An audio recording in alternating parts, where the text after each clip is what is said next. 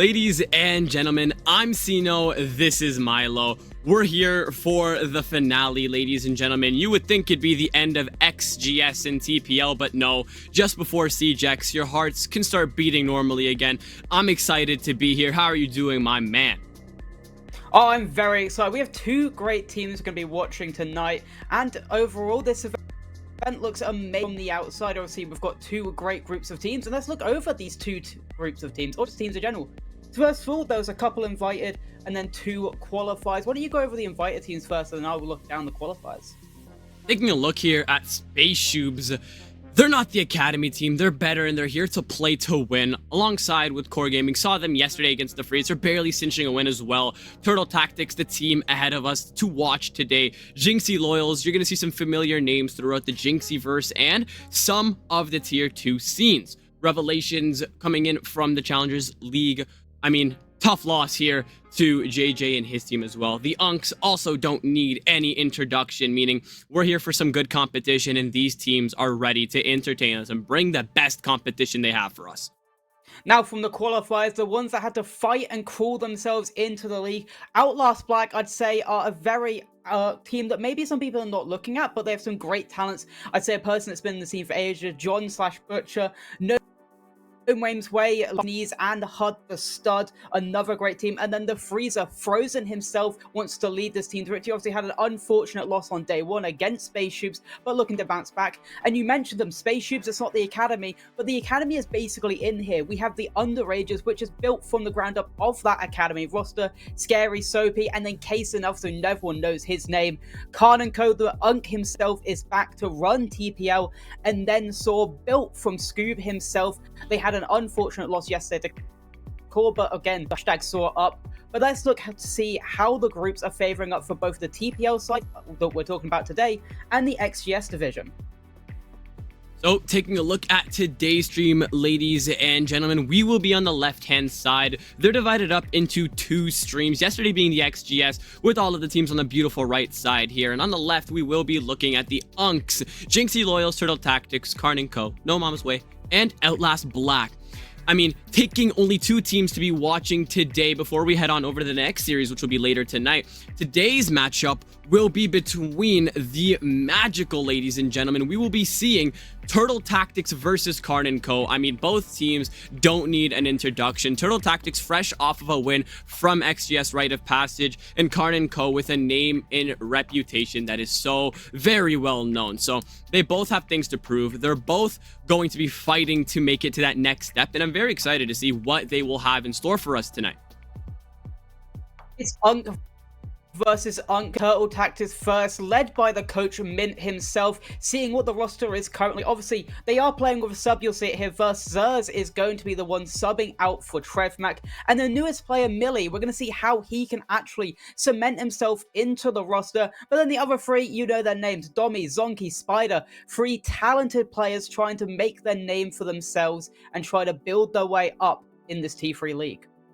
Millie's debut, so much to do for him today, so much to be able to live to. And I'm even hearing earlier today he was the first to join, or the second to join the lobby. He's passionate to get in. I'm excited to see if he can really further push the wins for himself and his team.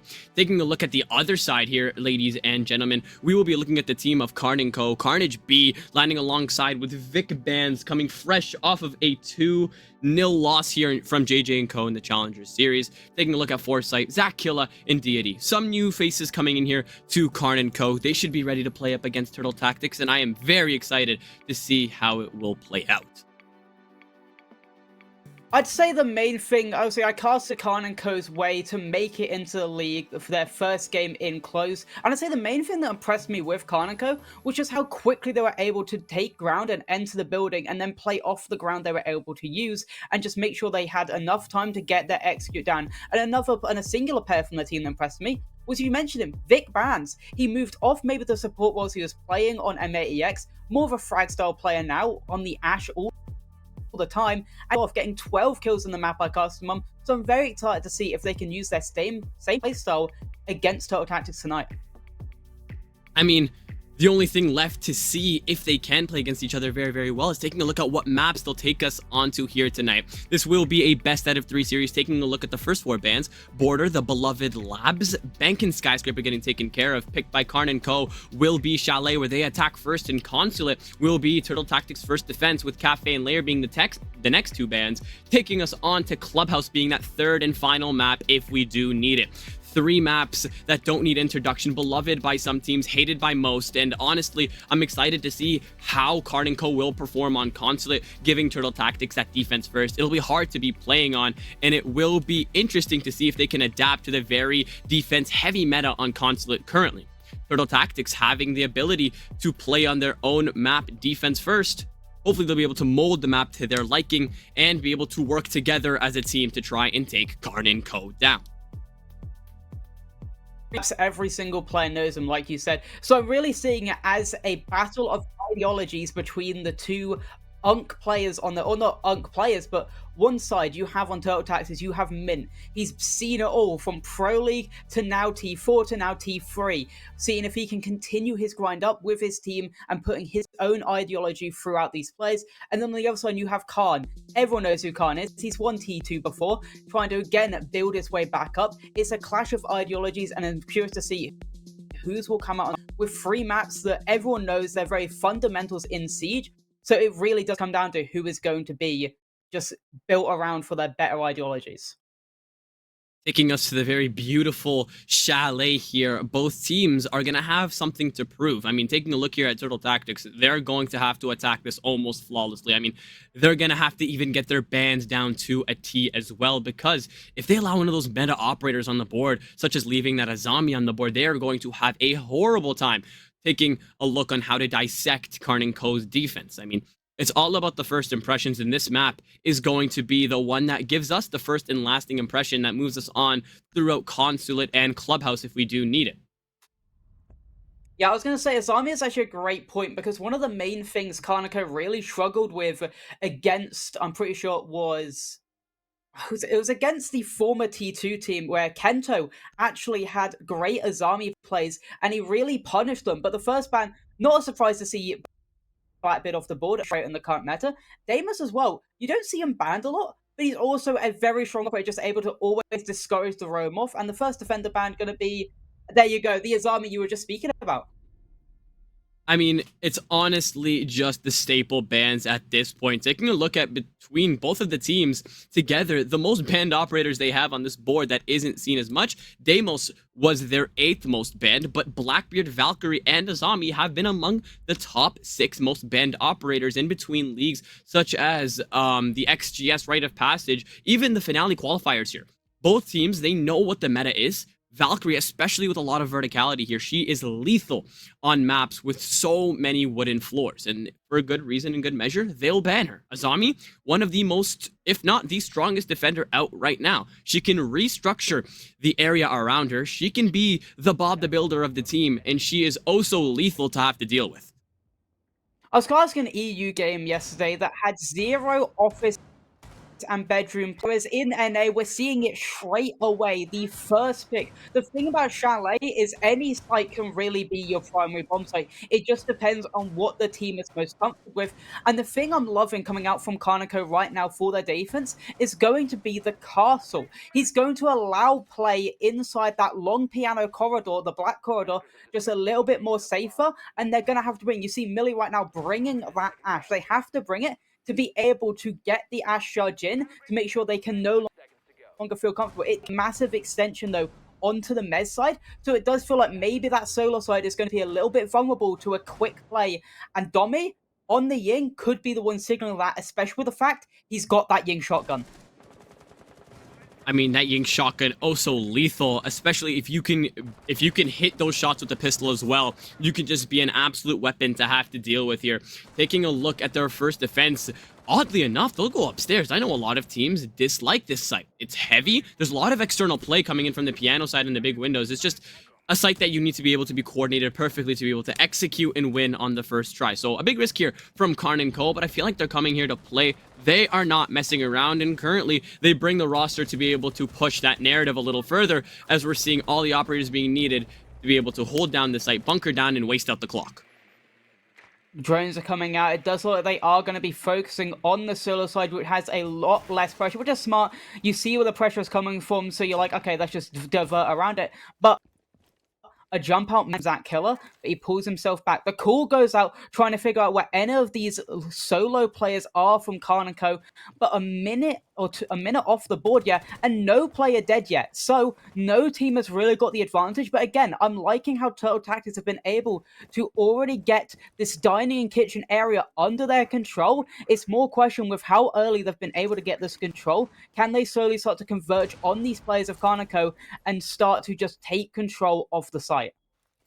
I mean, between the frag grenades in Lion's hands and the projectiles coming in here from Ash, you're just going to have to wonder how long are the Miras and FNOTs going to survive for this due amount of time. They know they want to get that access way into Solar. They need to get rid of this mirror if they want to be able to have a clear line of sight and an easy ability to be able to push off and use the windows to their advantage. That's exactly what they'll do. The mirror gets popped off here, and that allows them to be able to push up Solar stairs with a clear priority of not to get quickly fragged out here. But as Zonky here waits for a quick flank, his teammates will look to try and advance out through Solar, as we've seen two players playing on the windows here as it gets below that 1 minute mark. 5 bodies left all across here, and it's slowly starting to become that breaking point where teams know they need to find a frag, and there's Millie. Mr. Debutant opens up 1, opens up 2, and he has 1 more body to find here. Direct gunfight here. He'll tag up KARN, but KARN will find him, and that'll be KARN at 1 HP alongside with Deity, but Deity meets his maker, leaving him KARN himself, 4v1 situation.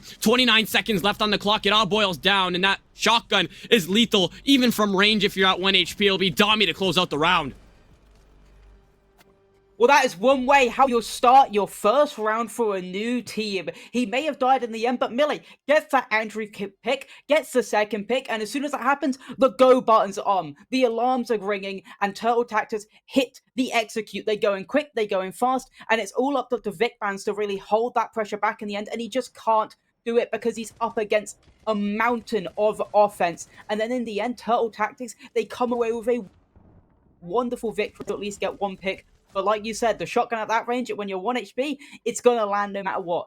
KARN and Co., they then say, okay, let's rotate. That site did not work out for us. Let's try a different site. Let's try a change of scenery. And they're going for the kitchen dining. They still get to play the top floor. They still get to use it because vertical is the game for this site. So it's still going to be important for them to hold that as long as possible. But they don't have to hold it forever, as they then can just fall back to site. And at that point, they're probably wasted like 2 minutes. Time is the name of the game, especially with the fact they've got the tube route on board to waste as much time as possible when they're trying to get the external breaches open.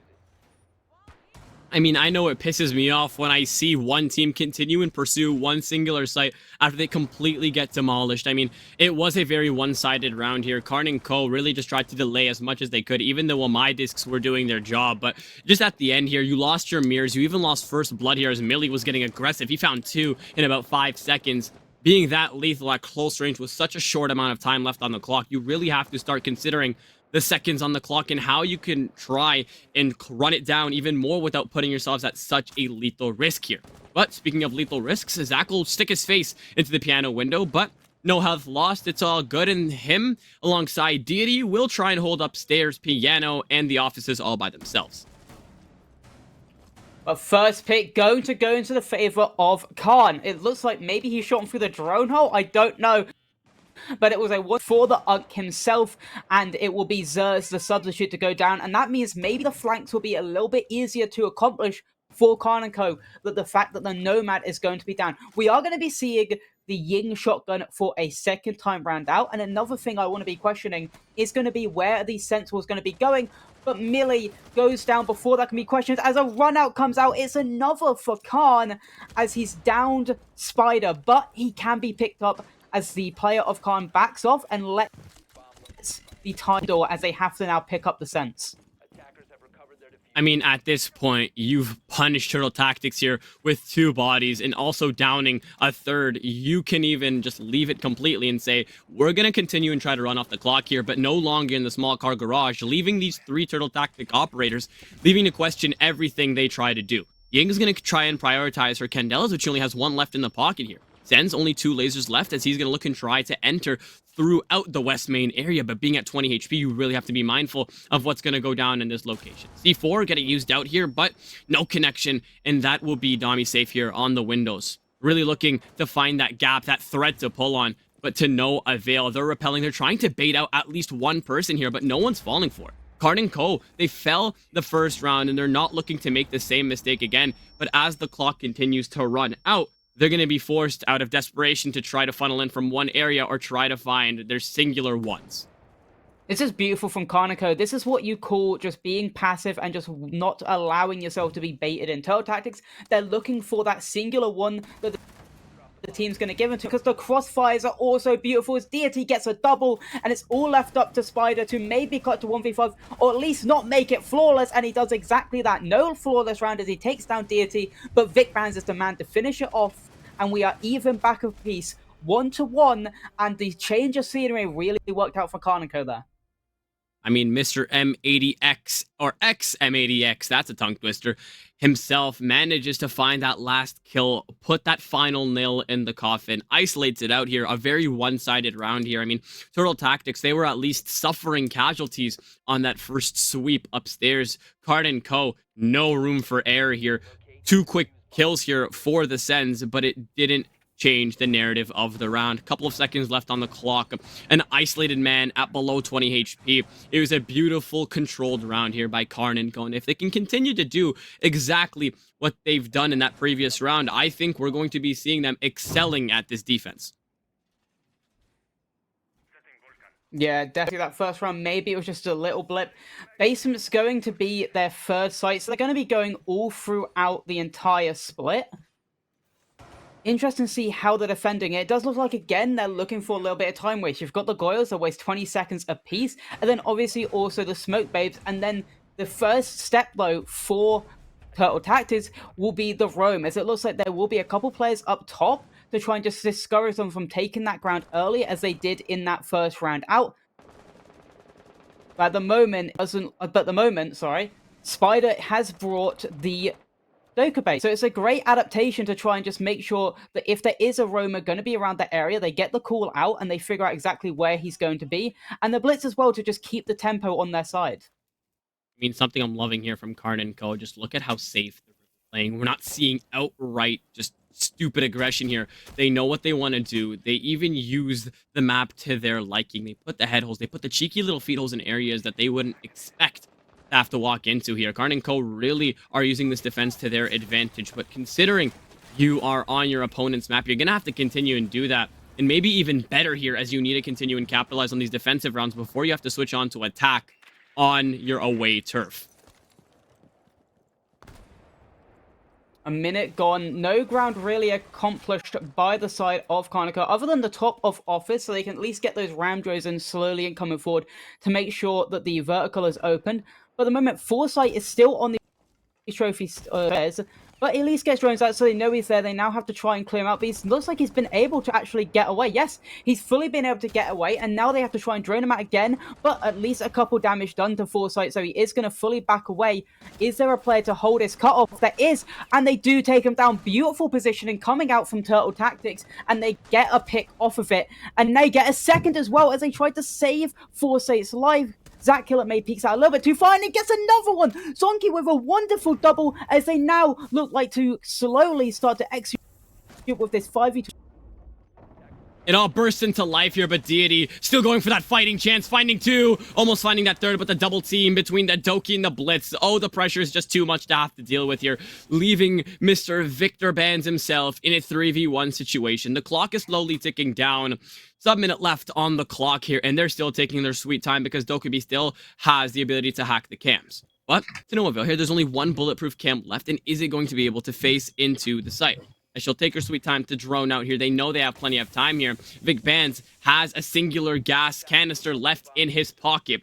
But the ability coming in here from Turtle Tactics, they have the flashes. They even have the Blitz, who still has all 4 of his flashes charged up here. Not going to matter because he'll go try to stick the plant here, and the crosses are all covered. Oh, Vic, how are you going to manage to budge your way out of this one? You won't be able to. Mr. Debut himself will close out Vic to give Turtle Tactics now the 2-1 lead.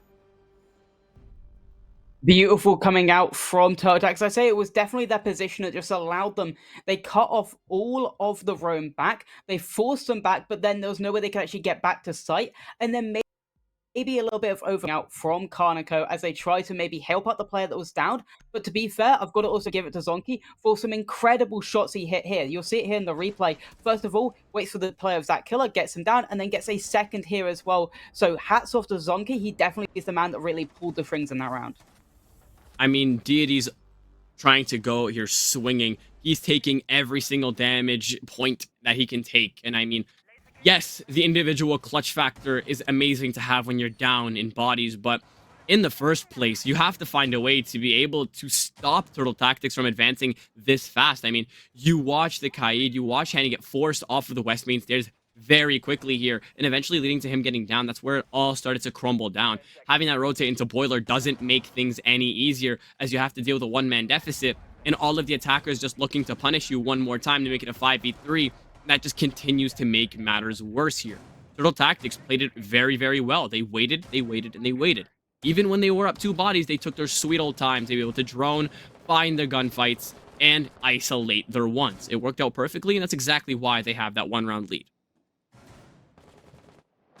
I do like the adaptation of them again changing the scenery though. They're like, that doesn't work out. Let's try the other middle floor bomb site. We were great at defending kitchen and dining. So let's try bar and gaming. See if that will work out for us. And maybe it will. I also like the scopers. It allows them to play a death spot. And then if maybe they feel a little bit too much pressure, because the one thing last round was the fact that all their roams cut-offs were held perfectly. But now, with the cut-offs, they cannot be held out as he can just switch back. At the moment, he's just playing in and around library, waiting for anyone to try and push in as he's playing with KARN and making sure they can't just take that for free. I mean, the Scopos here is always that pick that a lot of people like to play here, sometimes even over the Vigil. She can teleport as a robot, she can reset her own health, and she even brings an AR alongside with impact grenades. I mean, it's your ideal roamer, it's a roamer's dream, and that's exactly why Zakula will hop on her. Lots of risk with a very low reward, and there you go. Henny will open up one, find the second, Vic for the third. I mean, we're talking about roamers here, and he just takes it into his own hands by just murdering anybody who walks into his crosshairs. Scopos doesn't even need to take a gunfight, as her team will do the work for her, and that'll be handy for 3 to close out the round. I mean, the blink of an eye, everything's gone and dusted here, as everybody on Turtle Tactics just fell in a couple of seconds here, putting it at level. I just want to know what the strategy was there, though. It just seemed like everyone tried to funnel through the same window, not foresight to be in the perfect situation to take them out. No one would thought maybe someone was in the stock area. Maybe they droned down, there wasn't anyone there, and then got off the drone and thought, okay, let's quickly take it. But maybe it was unfortunate time, but it did seem like they were neglecting to clear out that roam, and they just tried to go for something quick. Doesn't work out for them. We even up the playing field for a second time in this game, and at the moment, these teams are really going blow for blow on KARN's defense. And again, they get a second round out on the defense where they were so dominant on. I want to see how Turtle Tactics will try and adapt to how they had to attack this like last time, as it was really hopeless, as they were never really able to get a foothold in the map. I mean, KARN and Co here, their ideal objective is to be able to walk away from this half with the round advantage. And I think the best case scenario here is they walk away with a 4-2. Worst case scenario, they get 4-2'd. And I mean, both situations completely different from each other. Turtle Tactics would have a 2-round lead as they switch on to defense. That would be any person's dream, especially when it's on your home turf here. KARN and Co, they just have to be able to play as a team and be able to capitalize here. I mean, they're not scared to swing, they're not scared to win their gunfights here, but it's 2 very different rounds that we've just seen. The one in the basement, everything just crumbles here and Turtle Tactics just clumps up onto them. And then the next, everybody's dead within 5 seconds on Turtle Tactics because KNC knows their gun skill is good and their ability to take their ones is even better. So, I mean, they're going to have to be able to find that common middle ground to be able to ground themselves and try to push rounds without needing too crazy of an outcome, like trying to push for a flawless round.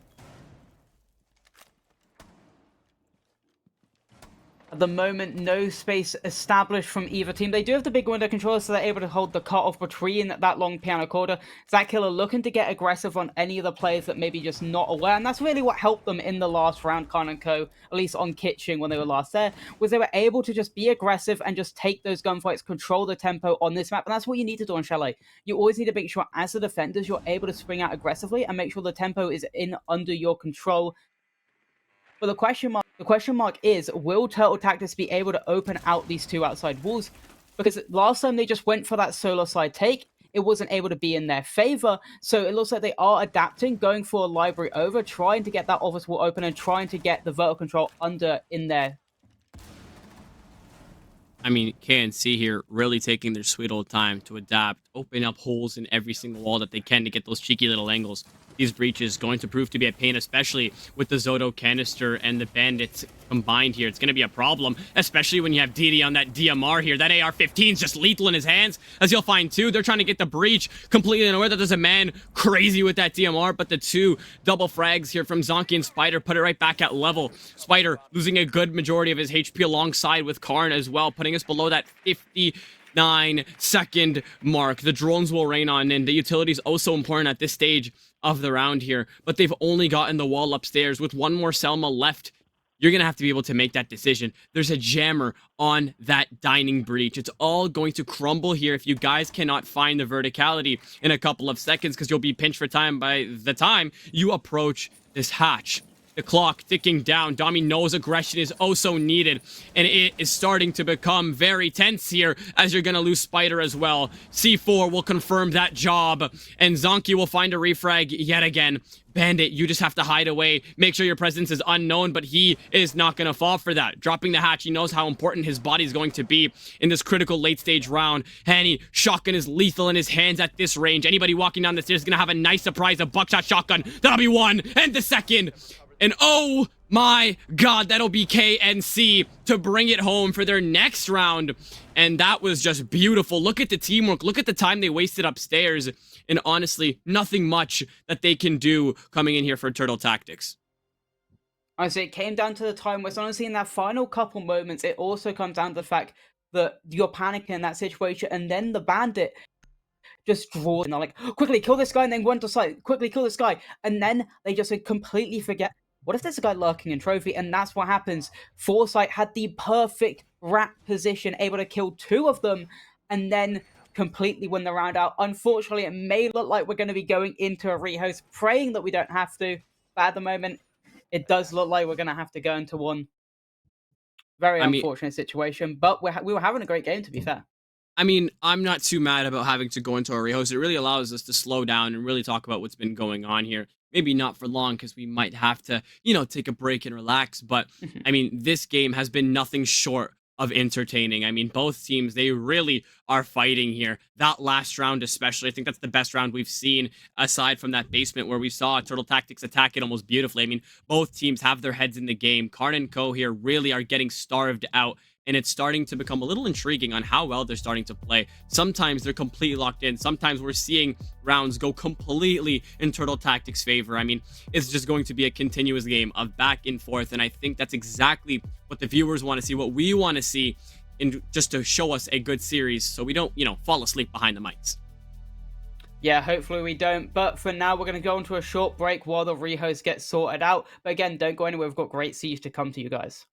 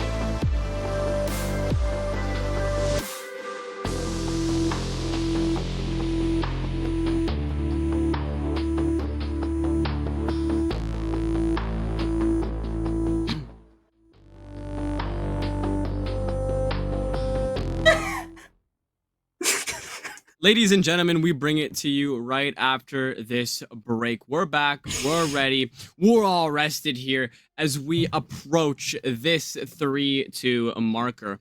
Only one more round until we approach the halfway switch. I'm excited to see what lies in store here for this last round that they'll have to defend here after that beautiful last one. I mean, the individual clutch factor was going crazy, and hopefully we'll see some more of that as we head on downstairs. That'll be great to see. Obviously, the basement was one of those bomb sites that really was in favor of Turtle Tactics. We saw how great they're able to just dismantle it from KARN & Co. So it's the question, do KARN & Co get their 4-2 split, or do Turtle Tactics even it up and get that 3-3? At the moment, I am favoring Turtle Tactics just a teeny little bit, but it generally still can go either way. I'm liking the adaptation of KARN & Co, bringing out the Tuber this time around. They didn't have it last time on the basement defense, so I'm liking them slowing it down even more, especially I was about to say especially when it's on the hand of Deity, because he was the one that went nuke with that DMR, but they're going to give it to the old man, going to give him that gun, but I do like the adaptation of making sure, look at this, hold on, Deity looking for some early aggression with Zach Killer, making sure they just can't get into the building, and they may be finding Millie here. Looking to get very aggressive here, very out of the ordinary for KNC. They usually take their time here, but it's looking like they just want